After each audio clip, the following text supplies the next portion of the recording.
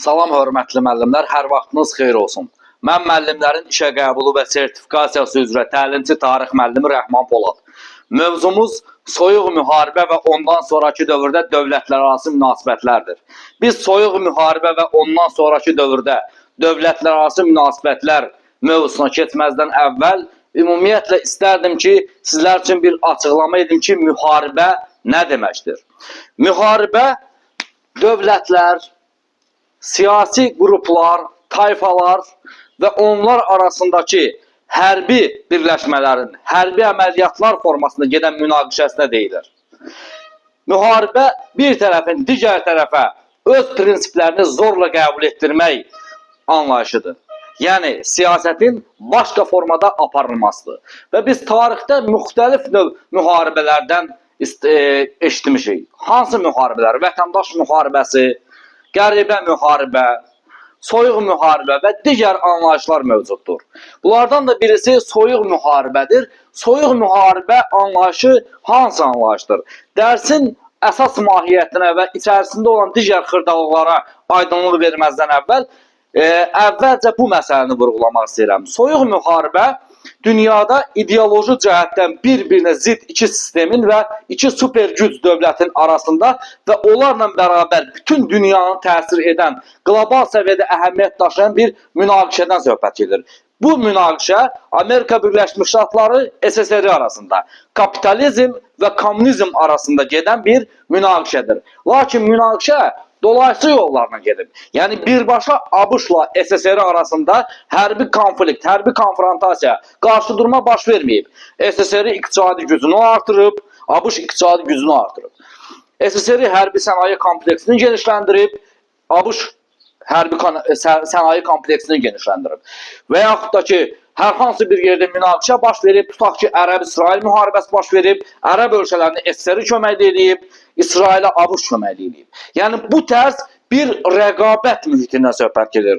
Yəni, bu tərz bir qarşıdurmadan söhbət gedir. Bu qarşıdurma soyuq müharibə hesab olunur ki, 1946-cı ildən ta ki, 1991-ci ilə qədər davam etmişdir. 1946-1991-ci illəri əhatə edir. 1991-ci ildə SSR-nin süqut etməsi ilə soyuq müharibəyə son qoyulmuş hesab olunur. İndi isə keçid edək dərsimizin içərisində olan hissələrə, yəni mahiyyət olan hissələrinə. Burada qeyd etmişəm Millətlər Cəmiyyəti. Nə ilə bağlıdır bu Millətlər Cəmiyyəti?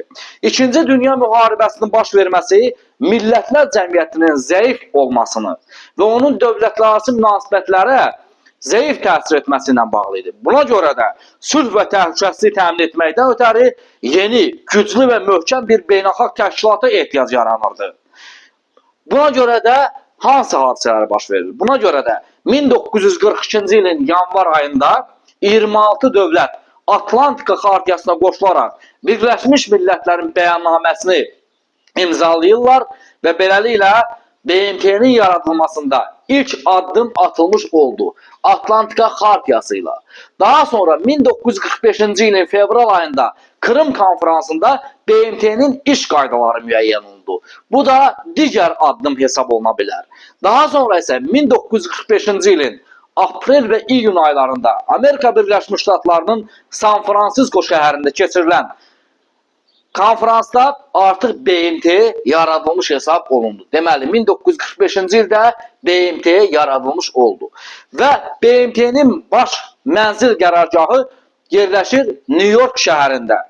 Və BMT-nin rəhbəri hesab olunur. Baş katib gündəlik olaraq BMT-nin fəaliyyətinə nəzarət edir. Və BMT-nin əsas məqsədləri var. Hansı məqsədlərdir? Dünyada sülh və təhlükəsizliyi təmin etməyə çalışmaq, sosial, iqtisadi, siyasi problemlərin həllində beynəlxalq əməkdaşlıq etmək, xalqlar və dövlətlər arasında dostluğu, əməkdaşlığı inkişaf etdirməkdən söhbət gedir. Və BMT-nin ali orqanları var. Hansı ali orqanlardır bunlar? Bunlar hesab olunur Baş Məclis və bir də Təhlükəsizlik Şurası. Baş Məclis ildə bir dəfə öz sessiyasını keçirir və bütün üzvləri orada iştirak edirlər. Təhlükəsizlik Şurası isə fasiləsiz olaraq fəaliyyət göstərir və hər 2 ildən bir də qeyri-daimi üzvlər seçilir və onun bir də daimi üzvləri var. BMT Təhlükəsizlik Şurasının daimi üzvləri hansı ölkələrdir? Amerika Birləşmiş Ştatları, Böyük Britaniya, Fransa, Çin, SSR, artıq SSR dağıldıqdan sonra isə Rusiya hesab olunur. Onların daimi üzvləri hesab olunmaqdadır. Və bir də BMT-nin qurum və fondları var. Hansılardır bunlar? Biri hesab olunur UNESCO. Ümumdünya Elm, İncəsənət, Mədəniyyət Təşkilatı hesab olunur. UNESCO. Daha sonra var üst Ümumdünya Səhiyyə Təşkilatı. Və sonra var Beynəlxalq Valyuta Fondu, bir də ki var Beynəlxalq Uşaq Fondu. Bunlar BMT-nin qurum və fondları hesab olunmaqdadır. Daha sonra isə biz keçid edirik soyuq müharibənin başlaması olan hissəyə. Və burada qeyd etmişəm Türkiyə, Şimali İran. Hansı məsələlərlə bağlıdır? Biz qeyd edirik ki, 2-ci Dünya müharibəsi vaxtında ABŞ, İngiltərə, SSR müttəfiq idi. Yəni antifaşist blokunun böyük dövlətləri dost idilər. Amma müharibə bitdikdən sonra Qərb dövlətləri və Amerika SSR-nin şərqi və Avropa ölkələrində və Balkanlarda möhkəmlənməsini qəbul etmirdi. SSR isə şərqi Avropada möhkəmlənməyə başladı, mərkəzi Avropada möhkəmlənməyə başladı, Balkanlarda möhkəmləndi, Türkiyədən ərazi tələb etməyə başladı, İranın şimalında möhkəmlənməyə başladı. Buna görə də burada nə baş verdi? Ziddiyyətlər baş verdi. Və bu ziddiyyətlər, yəni Qərb ölkələri ilə SSR arasında ziddiyyətlər baş verdi. Bu zaman SSR nüvə silahına malik olan ABŞ-a qarşı ehtiyatla yanaşmağa başlayırdı. Qərb ölkələri nədən çəkinirdi? Qərb ölkələri kommunizmin yayılmasından qorxurdu. SSR isə blokadaya almasından qorxurdu. Belə bir yanaşma var idi ortalıqda. Və 1946-cı ildə o vaxtları Böyük Britaniyanın sabiq baş naziri Winston Churchill Amerika Birləşmiş Ştatlarının Fulton şəhərində bir çıxış etdi. Həmin çıxışda nə qeyd etmişdi? Qeyd etmişdi ki, Baltik sahillərindən Adriatik sahillərindəki Triestə qədər qitənin üzərinə dəmir pərdə indi. Bütün Şərqi Avropa ölkələrinin paytaxtları və xalqları Sovetlərin mühasirəsindədir. Hamısına Moskvanın geniş və artan nəzarət tətbiq edilir. Yəni, bu dəmir pərdə ifadəsinin işlətməklə nə qeyd edirdi Churchill? Churchill deyir ki, Avropa iki hissəyə parçalanır. Bir hissəsində kommunistlər nəzarət edir, Moskva, SSR nəzarət edir. Bir hissəsi siyasi hüquqları olan, seçilmə hüquqları olan, çox partiyalı sistemə əsaslanan dövlətlərdən ibarətdir. Dəmir pərdə ifadəsi orada işlənir və bu soyuq müharibənin başlanğıcı olan hadisə hesab olunur. Daha sonra biz burada qeyd edirik Böyük İttifaq. Böyük İttifaq hansı dövlətlər idi? Antifaşist koalisiyasının dövlətləri, xüsusən Amerika Birləşmiş Ştatları, Böyük Britaniya və SSR. Bunlar antifaşist blokunun dövlətləri ki vardı, digər dövlətlər də qeyd etmək olar. Bunlar hamısı Böyük İttifaq hesab olunurdu. Artıq dünya müharibəsindən sonra, xüsusən də 1946-1947-ci illərdə azad etdiyi Şərqi Avropa və Balkan ölkələrində SSR güclənməyə başladı, möhkəmlənməyə başladı və Qərb ölkələrdə bunu qəbul etməməyə başladı. Buna görə də Böyük İttifaq Almaniya məsələsi ilə bağlı tərəflər arasında münaqişə baş verdi. Yəni tərəflər fikir ayrılığına düşdülər Almaniya məsələsi ilə bağlı. Almaniyanın bölüşdürülməsi, parçalanması, ona olan münasibətlə bağlı. Buna görə də Böyük İttifaqın son ortaq addımından danışırıq biz burada da və ondan sonra Böyük İttifaq dağılır, artıq dünyada iki qütbləşmə baş verir. Böyük İttifaqın son ortaq addımı 1947-ci ildə baş verdi. 1947-ci ildə baş verib. 1947-ci ildə Böyük İttifaqın bütün dövlətləri, qalib dövlətlər tək-tək Almaniya ilə müqavilə imzaladılar. Və beləliklə 1937-ci ilə qədər ki, Qərbi Avropa sərhədləri bərpa olundu, SSR 1939-1940-cı illərdə işğal etdiyi əraziləri özündə saxladı. Və beləliklə Böyük İttifaq daha sonra dağıldı. Və Böyük İttifaq deyir ki, dağıldıqdan sonra SSR-nin Şərqi Avropaya nüfuzunun artmasından sonra Amerika Birləşmiş Ştatları Şərqi Avropanı Sovet təsirinin artmasına görə iki strategiya müəyyən etdi. Bu iki strategiyalar hansılardan ibarətdir? Biri Truman doktrinası hesab olunur, biri də Marshall planı hesab olunur. Truman doktrinası nə idi? Truman doktrinası Avropa ölkələrinə sərt çəkmə siyasəti adlanırdı. Yunanistanda və Türkiyədə Sovet təsirinin artmasına qarşı qəbul edilmiş bir cavab idi. Türkiyə və Yunanistana hərbi və maliyyə yardımları nəzərdə tutuldu. Və nəticə etibarında Türkiyəyə və Yunanistana hərbi yardımlar edildi ki, Sovet təsiri altında olmasın bu ərazilər. Daha sonra isə Marshall planından söhbət gedir. Marshall planı ABŞ dövlət katibi George Marshall'ın adı ilə bağlı idi. Müharibə dövründə Avropanın iqtisadiyyatı dağılmışdı və iqtisadiyyatı dağılmış Avropa dövlətlərinə kömək məqsədi ilə qəbul edilmişdi. Və bu planın qəbul edilməsi Avropanın parçalanması hadisəsini qaçınılmaz etdi. Və Qərbi Avropa dövlətləri bu hər iki planı, həm Truman doktrinasını, həm də Marshall planını qəbul etdilər. Lakin Sovetlərin təsirinin nəticəsində, yəni Sovet İttifaqının təsiri nəticəsində Şərqi Avropa ölkələri bu iki plandan imtina etdilər. Və beləliklə dünyanın iki qütbə bölünməsi daha da ciddiləşdi. Və bu hadisələrdən sonra artıq həm Sovet İttifaqı, həm də Qərb dövlətləri bloklaşmağa başladılar. Hər bir siyasi ittifaqlar qurdular, iqtisadi şuralar yaratdılar, təşkilatlandılar özləri üçün. Onlardan birisi hesab olunur Qərb bloku. Qərb bloku yaratdı NATO, yaratdı Avropa İqtisadi Birliyini. Qərb bloku 1949-cu ildə NATO'nu yarattı. NATO Şimali Atlantika Müqaviləsi Təşkilatı hesab olunur. Qərargahı Brüssel şəhərində yerləşir. Və NATO 1952-ci ildə Türkiyəni üzv olaraq qəbul etdi. NATO Qərb ölkələrinin hərbi siyasi ittifaqı idi, komüniterinə qarşı, yəni komünizmə qarşı, SSR-yə qarşı yaradılmış olan bir təşkilat hesab olunur. Və daha sonra isə biz burada qeyd edirik Avropa İqtisadi Birliyi. Avropa İqtisadi Birliyi Avropada sülhün və iqtisadi əməkdaşlığın inkişaf etdirilməsi, iqtisadi dözümlülüyün artırılması məqsədilə 1957-ci ildə yaradılmışdı. Böyük Britaniyadan başqa digər Qərb dövlətləri daxil olmuşdular. 1973-cü ildə Böyük Britaniya Avropa İqtisadi Birliyinə daxil oldu. Lakin 2020-ci ildə Brexit modeli çərçivəsində danışıqlardan sonra artıq Avropa İqtisadi Birliyindən çıxdı. Və keçid edirik indi hal-hazırda sosialist bloku haqqında. Sosialist bloku haqqında nə deyə bilərik? Sosialist bloku əvvəlcə qeyd edirik ki, sosialist bloku, yəni xüsusən də Sovet İttifaqı atom silahına malik olan ABŞ-da ehtiyatla davranmağa çalışırdı. Amma 1949-cu ildə sosialist bloku, yəni SSR atom silahına sahib oldu. Və beləliklə ABŞ-un bu sahədə tək başına ağalığına son qoydu, artıq bir nüvə dövlətinə çevrilmiş hesab olundu. Və sosialist bloku azad etdiyi Şərqi Avropa ölkələrində Sovet modelli rejimlər yarattı. Macaristan, Rumıniya, Bolqaristan, Çexoslovakiya, Polşa və digər bütün Şərqi Avropa ölkələrində tək partiyal sistem, planlaşdırma, milliləşdirmə tətbiq etdi.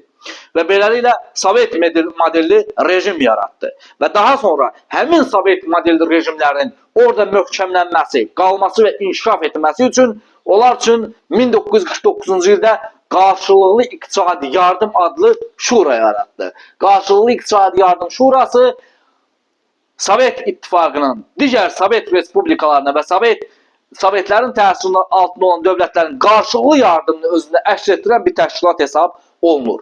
Və bir də hərbi təşkilatı var idi Sovet İttifaqının. Bu da 1955-ci ildə NATO'ya cavab olaraq yaradılmış olan Varşava Müqaviləsi Təşkilatı hesab olunur. Daha sonra keçid edirik soyuq müharibə məsələsindən bağlı burada Almaniyanın parçalanması. Bu tarixdə hesab olunur soyuq müharibənin ilk böhranı, Almaniyanın parçalanması. Qeyd edirik ki, 1948-ci ildə Çexoslovakiyada çevriliş həyata keçirildi. Çexoslovakiyada çevriliş həyata keçirildikdən sonra bütün Şərqi Avropa ölkələri hamısı Sovetlərin təsiri altına düşdü. Və bundan sonra Qərb ölkələri öz işğal altında, işğal zonalarında olan dövlətlərin, yəni Alman torpaqlarından söhbət gedir. İngilislərin nəzarəti altında olan ərazilər, Fransızların nəzarəti altında olan ərazilər və bir də Amerikalıların nəzarəti altında olan ərazilər. Bunları birləşdirib yeni bir Alman dövləti yaratmaq istədilər. Buna görə də SSR nə etdi? SSR Qərbi Berlini blokadaya aldı. Və Qərbi Berlin blokada olduğunu görən ABŞ oraya hava vasitəsilə məmulatlar ötürməyə başladı. Və beləliklə Qərbi Berlinin blokadasının lazımsız olduğunu görən SSR 1949-cu ildə bu blokadadan çıxardı. Lakin 1949-cu ildə hansı hadisə baş verdi? Qərb işğal zonaları birləşdirildi və Qərb işğal zonasında AFR, yəni Almaniya Federativ Respublikası yaradıldı. AFR, Almaniya Federativ Respublikası yaradıldı Qərb işğal zonalarında. Buna cavab olaraq da elə həmin ildə 1949-cu ildə SSR öz işğal zonasında olan torpaqlarda ADR yaratdı. Yəni Almaniya Demokratik Respublikası. ADR-i yaratdı. Və Almaniyanın parçalanması, ADR və AFR parçalanması 1949-cu ildən ta ki 1990-cı ilə qədər davam etdi və bu dünyanın iki qütbə bölünməsinin rəmzinə çevrilmişdi. Daha sonra isə biz soyuq müharibə dövründə ikinci böhrandan söhbət edirik. Yəni soyuq müharibənin ikinci böhranı baş verdi Koreyada. Koreya qeyd edir ki, 2-ci Dünya müharibəsindən əvvəl Yaponların işğalı altındaydı. Lakin Dünya müharibəsindən sonra Koreya əraziləri işğalçılardan təmizləndi. Lakin burada şimali ərazilərdə, Şimali Koreyada SSR nəzarət etməyə başladı, Cənubi Koreya ərazilərində ABŞ nəzarət etməyə başladı. Və 1948-ci ildə burada Amerikanlı və Sovet təsir zonalarında iki dövlət yarandı Koreya ərazisində. 1948-ci ildə Sovetlərin təsiri ilə Koreya Xalq Demokratik Respublikası yaradıldı və cənubda isə Amerikan yönümlü Koreya Respublikası yaradıldı. Və 1950-ci ildə Şimali Koreya qüvvələri Sovet İttifaqının təsiri ilə Cənubi Koreyaya hücum etdi. Və beləliklə 1950-1953-cü illəri əhatə edən Koreya müharibəsi baş verdi. Koreya müharibəsi başlayar-başlamaz BMT qərar verdi ki, Şimali Koreyaya qarşı mübarizə aparılsın. Şimali Koreyanın Cənubi Koreyaya qarşı olan işğalını pislədi. Və beləliklə BMT qüvvələri onun 90%-dən artıq bir hissəsi ABŞ qüvvələrinin payına düşürdü, hücuma keçdi, deməli, Şimali Koreya qüvvələrinə qarşı Cənubi Koreya ərazisində. Və nəticə etibarıyla 1953-cü ildə Koreya müharibəsi başa çatdı. Şimali Koreya Cənubi Koreyanı işğal edə bilmədi. Beləliklə Şimali Koreya məğlub oldu. Cənubi Koreya öz müstəqilliyini qoruyub saxlamağı bacardı. Lakin Koreya ərazisi yenə də bir-birinə zidd olan sistem olaraq parçalanmaqda qalmaqda davam etdi. Daha sonra biz burada qeyd etmişik buzların əriməsi dövrü. 1953-cü ildə Yosif Stalin vəfat etdi. Yosif Stalin vəfat etdikdən sonra buzların əriməsi dövrü baş verdi. Koreya müharibəsi də başa çatmış oldu. 1957-ci ildə SSR ilk dəfə olaraq dünyanın qitələri arası raketini hazırladı və kosmosa süni peyk göndərdi. Bu dövrdə də kosmos və silahlanma sahəsində rəqabət davam etməkdə idi. Və 1959-cu ildə Sovet İttifaqının rəhbəri Nikita Xruşov Amerika Birləşmiş Ştatlarına rəsmi səfər etdi. 1961-ci ildə də ABŞ prezidenti John Kennedy hakimiyyətə gəldi və beləliklə münasibətlərdə mülayimləşmə baş vermiş oldu. Və burada qeyd etmişəm 3-cü dünya ölkələri. Bu 3-cü dünya ölkələri hansı ölkələrdir? Bu 3-cü dünya ölkələri əvvəllər müstəmləkə dövlətləri olan ərazilər hesab olunurlar. 2-ci dünya müharibəsindən sonra bunlar azad edildilər. Xüsusən də Asiya, Afrika və Sakit Okean bölgəsində olan ərazilərdən söhbət gedir. Lakin bunlar azad edildilər. Bunlar az inkişaf etmiş dövlətlərdir. Bu dövlətlər ya ümumiyyətlə bloklara qoşulmurdular, ya da ki, bitərəf mövqe tuturdular. Və bu dövlətlər öz varlıqlarını ilk dəfə Bandung konfransında nümayiş etdiriblər 1955-ci ildə. Amma daha sonra 1961-ci ildə Belqrad konfransında Yugoslaviya, Misir və Hindistan təşəbbüsü ilə Qoşulmama Hərəkatı adlı bir təşkilat yaratdılar. Bu həmin o 3-cü dünya ölkələri. Və Qoşulmama Hərəkatını yaratdılar və öz prinsiplərini işləyib hazırladılar. Müəyyən ideyaları var idi əvvəllər, amma əsas prinsiplərini işləyib hazırladılar. O prinsiplər nədir? Ərazi bütövlüklərinə, dövlətlərin suverenliklərinə hörmətlə yanaşacaqlar. Heç bir dövlətin ərazisinə hərbi müdaxilə etməyəcəklər, təcavüz etməyəcəklər. Aralarında olan bircə yaşayış formalarını qəbul edəcəklər, dostluq, səmimiyyətə hörmətlə yanaşacaqlar. Lakin bu həmin qoşulmama hərəkatının üzvləri daha sonradan iqtisadi çətinliklər, münaqişələr və s. digər səbəblərdən biri və digəri ABŞ-ın ya da ki SSR-in tərəfinə keçmək məcburiyyətində qaldı. Niyə görə? Çünki ABŞ və SSR həmin dövlətlərə iqtisadi, maliyyə, hərbi yardımlar göstərməyə başladı və onlar da artıq keçid etməyə başladılar tərəf tutmağa. Sanki ABŞ-la SSR keçmiş müstəmləkəçi dövlətləri əvəz edirdi bu ərazilərdə. Qoşulmama hərəkatının üzvlərinin sayı 120-yə qədərdir. Və bu da BMT-nin ümumi olaraq 190-dan çox üzvü var, 3/2-sinə bərabər hesab olunur. 2011-ci ildə Azərbaycan Respublikası Qoşulmama hərəkatının tam hüquqlu üzvü qəbul edildi. 2019-2023-cü illərdə isə Azərbaycan Respublikası Qoşulmama hərəkatına sədrlik edildi və hətta erməni vandalizmə qarşı mübarizə apardığı dönəmdə Vətən müharibəsi dövründə bir qoşulmama hərəkatında Azərbaycanın lehinə bir qərar da, bəyannamə də qəbul olunmuşdur.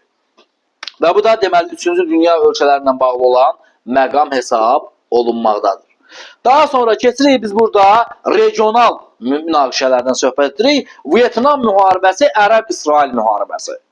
Qeyd edirik ki, bu müharibələr, yəni Vyetnam müharibəsi və yaxud Ərəb-İsrail müharibəsi regional müharibə olsalar da, amma qlobal əhəmiyyət daşıdılar. Niyə görə? Çünki bir tərəfinə ABŞ, bir tərəfinə SSR təsir etməyə başladığına görə bunlar qlobal əhəmiyyət kəsb etməyə başladılar. Və Vyetnam müharibəsi nə zaman baş verir? Deyirik ki, Vyetnam iki hissəyə parçalandı. Vyetnamın şimalına nəzarət etməyə başladı SSR, cənubunda isə ABŞ. Və 1965-ci ildə ABŞ Şimali Vyetnama müdaxilə etdi. Və beləliklə Vyetnam müharibəsi baş verdi. Bu proses 1973-cü ilə qədər davam etdi. Lakin beynəlxalq ictimaiyyətin təzyiqi ilə ABŞ məğlub olaraq Vyetnamda 1973-cü ildə qoşunlarını geri çəkdi. Və nəticə etibarilə Vyetnam birləşdirildi və Birləşmiş Vyetnam Sovetlərin təsiri altında qaldı. Daha sonra isə biz burada qeyd edirik Ərəb-İsrail müharibəsi. Qeyd edirik ki, bu həmin Ərəb-İsrail müharibəsi regional müharibələrdən birisi hesab olunur. 1967-1973-cü illərdə isə ABŞ və SSR burada öz təsirlərini göstərdilər və beləliklə qlobal əhəmiyyətli bir hadisə hesab olunmaqdadır. Yəni, bu həmin regional münaqişələr də o kateqoriyadandır ki, dünyada böyük bir problem, yəni baş verdiği zaman, böyle bir təhlükə baş verdiği zaman artıq ABŞ və SSR bunu diplomatik yolla nizama salırdılar. Lakin regional münaqişələr baş verdiği zaman ABŞ öz tərəfini müəyyəndirdi, SSR öz tərəfini müəyyəndirdi və həmin dövlətlərə köməklik edirdilər. Daha sonra isə biz burada hansı məsələni qeyd edirik? Soyuq müharibə dövründə gərginliyi artıran böhranlar. Hansı böhranlardır?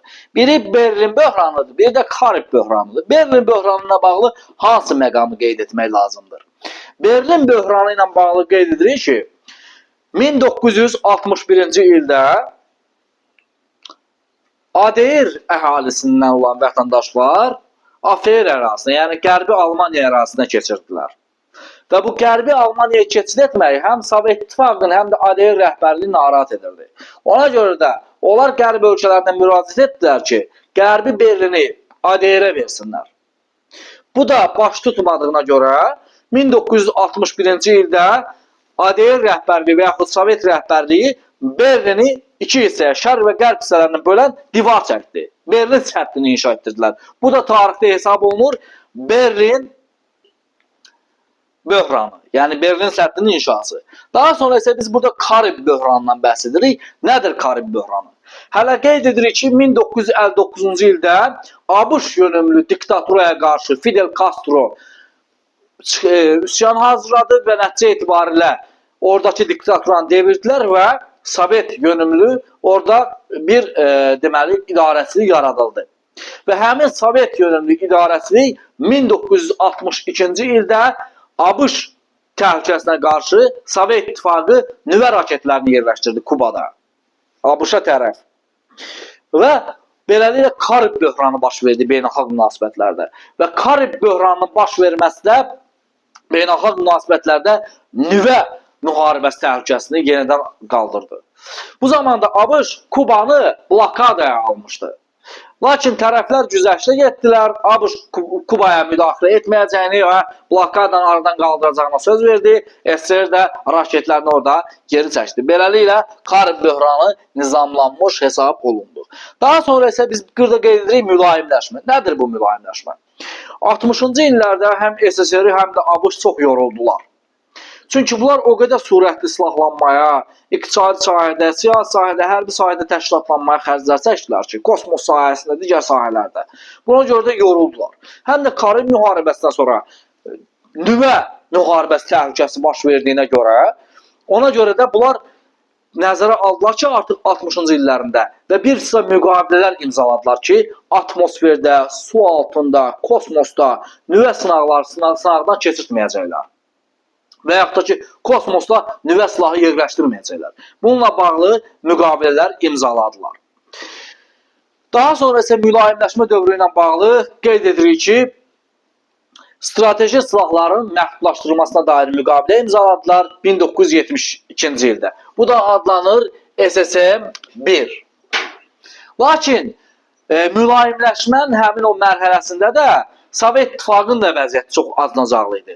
Və hətta Sovet İttifaqında Sovetlərin təsirində olan Şərqi Avropa ölkələri və digər ərazilərdə də Sovetlərə qarşı narazılıqlar baş verdi. Bu narazılıqlardan birisi də Çexoslovakiyada 1968-ci ildə baş vermiş Praqa baharı ilə bağlıdır. Bu zaman Sovet İttifaqı və müttəfiqləri Praqaya, yəni Çexoslovakiyaya müdaxilə etdilər. Və 1969-cu ildə Çinlə Damansk rayonunda sərhəd münaqişəsi baş verdi. Sərhəd hərbi əməliyyatları baş verdi. Və belələ münasibətlər Çinlə soyuqlaşdı, pisləşməyə doğru getdi. Burada qeyd etmişik mülayimləşmə dövrü ilə bağlı ATƏM. ATƏM qeyd edir ki, mülayimləşmə dövrünün zirvəsi hesab olunur. 1975-ci ildə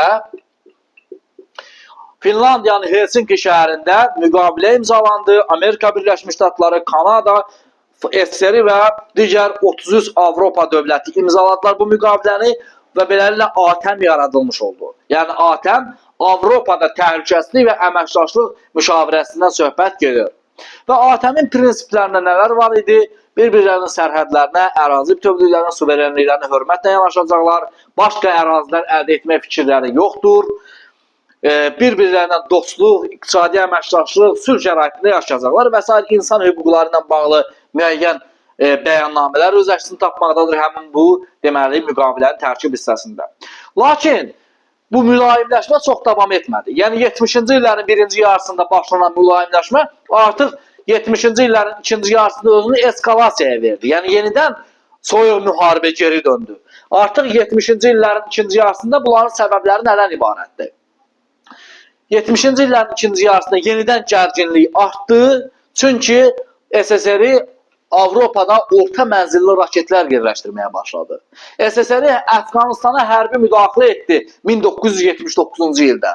Və bu da beynəlxalq münasibətlərdə son tutaşma hadisəsi hesab olunur. 1979-cu il.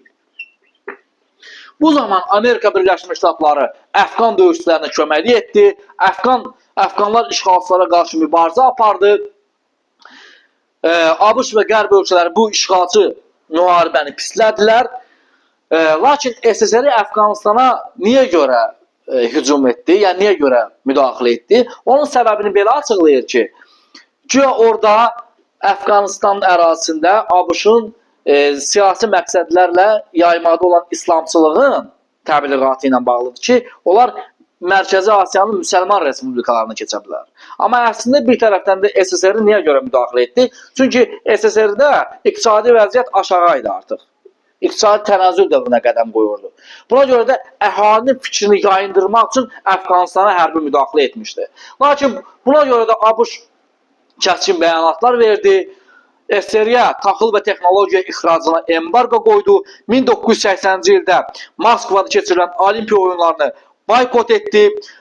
Kosmosla və digər sahələrdə ABŞ silahlanmanı gücləndirdi və qarşısına məqsəd qoydu ki, bu sahədə SSR-ni ötüb keçəcək. Buna görə də strateji müdafiə təşəbbüsü adlanan proqram qəbul olundu ABŞ prezidenti Ronald Reagan tərəfindən.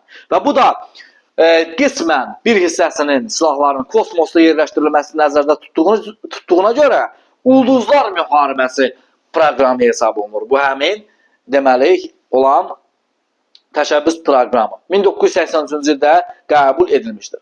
Və bu yarışma, bu gərginlik yüksək hədlə davam etdi, ta ki Mikhail Gorbaçov SSR-də hakimiyyətə gələnə qədər, o siyasi kursunda dəyişiklik edənə qədər. Yəni siyasi kursunda dəyişiklik etdi və o vaxta qədər davam etdi. Lakin Gorbaçov hakimiyyətə gəldikdən sonra, elə bir ildən sonra Ukraynadakı atom elektrik stansiyasında Çernobılda atom qəzası baş verdi. Və bu dünyada nüvə təhlükəsi məsələsini yenidən ortaya gətirib çıxardı. Və bundan bir il sonra 1987-ci ildə ABŞ və SSR rəhbərliyi arasında imzalanan müqavilələrdə qısa və orta mənzilli raketlərin ləğvinə dair saziş imzalanmış oldu. Lakin SSR-i tənəzzül etməkdə davam edirdi, çünki SSR-də iqtisadiyyat tab gətirmirdi, çünki o qədər hərbi sənaye kompleksinə vəsait qoyulmuşdu, əhalinin vəziyyəti acınacaqlı vəziyyətdə idi. Buna görə də hansı hadisə baş verir? SSR tənəzzül dövrünə qədəm qoyur. Və SSR-nin tənəzzül dövrünə qədəm qoyması bir sıra səbəblərlə bağlıdır. Həm də daxilində müstəqillik meyllərinin güclənməsi, etnik münaqişələr, millətçilik meyllərinin güclənməsi ilə bağlı hesab olunur və daha sonra 1991-ci ilin dekabr ayında SSR bir beynəlxalq subyekt kimi ləğv olundu, süqut etdi və beləliklə Sovet İttifaqı dövlətləri müstəqil oldular və onlar MDB adlı qurum yaratdılar. Yəni müstəqil dövlətlər birliyini yaratdılar. Sovet İttifaqının dağılmasından sonra artıq burada yeni dünya nizamından söhbət gedir. Yeni dünya nizamı nə ilə bağlıdır? Hələ Körfəz müharibəsi vaxtı, yəni 1990-1991-ci illərdə ABŞ prezidenti George Bush yeni dünya nizamı anlayışını ifadə etmişdi. Yeni dünya anlayışı nədən bəhs edirdi? Yeni dünya anlayışı, yeni dünya nizamı o idi ki, ABŞ-un rəhbərlik etdiyi, ABC-un hakimi, nəzarətçisi olduğu beynəlxalq münasibətlər, dövlətlərarası münasibətlərdən söhbət gedir. Bu yeni dünya nizamı hesab olunur və tək qütblü dünya nizamı hesab olunmaqdadır. Bu həmin tək qütblü dünya nizamında hansı proseslər baş verdi? Rusiyanın vəziyyəti acınacaqlı vəziyyətdə idi. 1991-2000-ci illərdə keçid dövrünü yaşayırdı.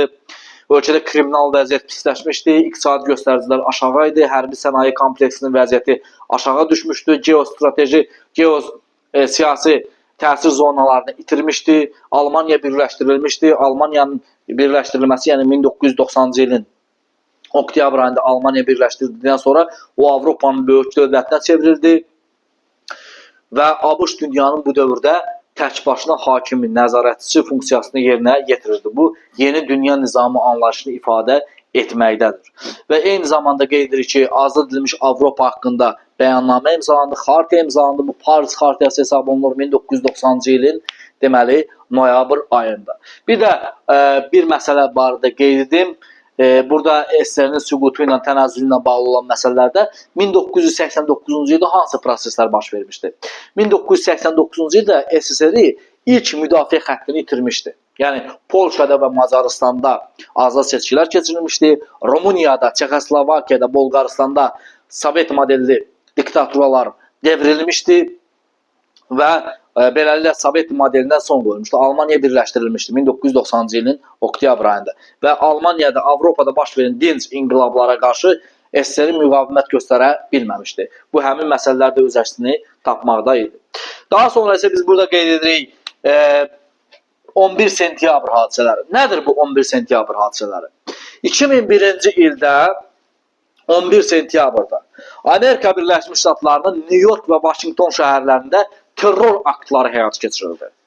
Bu həmin terror aktları nəticəsində ABŞ-ın beynəlxalq ictimaiyyətdə, beynəlxalq münasibətlərdə imici aşağı düşdü. Və vətəndaş müharibəsindən sonra ABŞ-da ən böyük tələfat baş verdi. Həmin bu 11 sentyabr 2001-ci ildə baş vermiş terror aktları nəticəsində. Və beləliklə artıq yeni dünya nizamı yarandı. Bu yeni dünya nizamı nə idi? Artıq tək qütblü dünya nizamı deyil, çox qütblü dünya nizamı yarandı. Artıq başladı Avropa Birliyi, Çin, Rusiya, Yaponiya, Hindistan, ABŞ-ın hərəkət sahəsini məhdudlaşdırmağa. Dünyanın geostrateji, geoiqtisadi, geosiyasi ağırlığı mərkəzi Atlantikdən keçdi Sakit Okean bölgəsinə.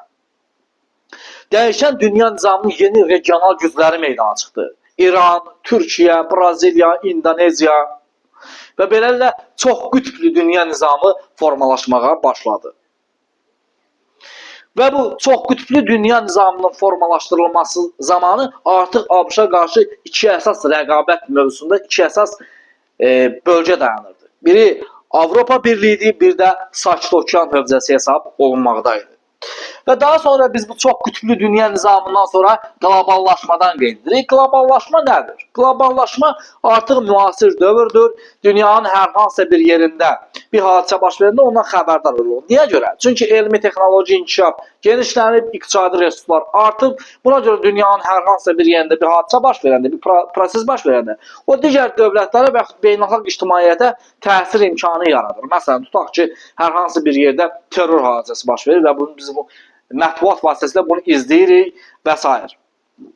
Və bu da insanlarda, dövlətlərdə, təşkilatlarda təsirsiz ötüşmür. Bu qloballaşmadır. Qloballaşmanın özünə məxsus təhlükə yaratdığı məsələlər var. Hansı məsələlərdir?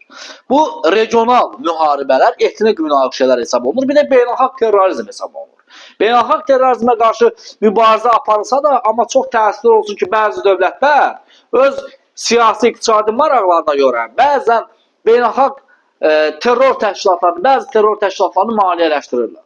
Bunun qarşısı alınmalıdır, terror təşkilatları maliyyələşdirilməməlidir və dünya daha təhlükəsiz olmalıdır. Bu qloballaşmaya qarşı müəyyən dövlətlərdə çıxışlar baş verir. Məsələn, tutaq ki, 1999-cu ildə G20-lər, yəni dünyanın ən böyük 90%-dən artıq bir iqtisadiyyatdan sahib olan ümumdaxili məhsulun 90%-dən artığı dünya həcmində bu həmin G20-lərin payına düşür. Və bu G20-lərin sammitlər keçirdilər və dünyanın yerdə qalan 173 dövlətində müəyyən səviyyədə narazılıqlar baş verir bu G20 qrupuna qarşı. Bu da qloballaşmanın gətirmiş olduğu həmin o fəsadlardan birisi hesab olunmaqdadır. Və daha sonra biz burada qeyd edirik yalançı bahar, Ərəb baharı. 2010-cu ildən etibarən başlamışdır. Niyə görə yalançı bahar və yaxud biz buna Ərəb baharı deyirik? Çünki yalançı bahar ifadəsi ondan bağlıdır ki, ümumiyyətlə qeyd edim, ən sonunda qeyd edirəm ki, yalançı bahar nədən ibarətdir? Ərəb baharı 2010-cu ildə baş verdi, ilk dəfə Tunisdə başladı. Ədalətsiz gəlir bölgüsü və diktaturaya qarşı başladı. Və domino təsiri ilə digər ərəb dövlətlərinə yayıldı. Misrə yayıldı, Liviyaya yayıldı, Suriyaya yayıldı və orada da rejimlərə qarşı üsyanlar baş verdi. Nəticədə nə oldu? Nəticədə Tunisdə, Misirdə və Liviyada diktator rejimləri çökdü. Ləğv olundu. O ölkələr xaos bürüdü. Suriyada isə vətəndaş müharibəsinə səbəb oldu. Yalancı bahar ondan bağlıdır ki, güya bu üsyanlar baş verməsi nəticəsində nə yaranacaqdı? Demokratiya bərqərar olacaqdı.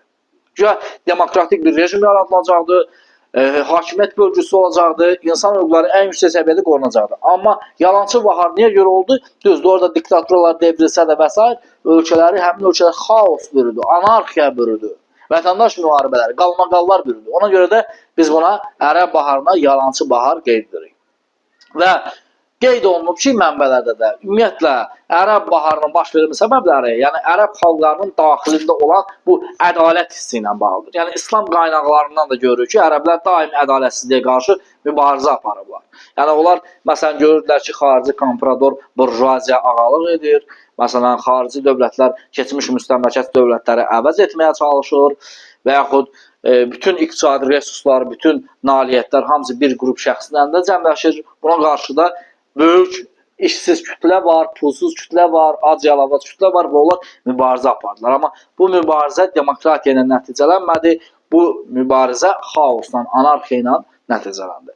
Ümumilikdə, əziz və hörmətli müəllimlər, soyuq müharibə və ondan sonraki dövrdə dövlətlərarası münasibətlərlə bağlı dərsimizi biz yekunlaşdırmış olduq. Ümid edirəm ki, hər biriniz üçün səmərəli oldu. Çalışdığım qədər sizlər üçün daha səmərəli və daha spesifik, aydın formada izah etməyə çalışdım. Hər biriniz yararlanın, xoş izləmələr. Sağ olun, salamat qalın.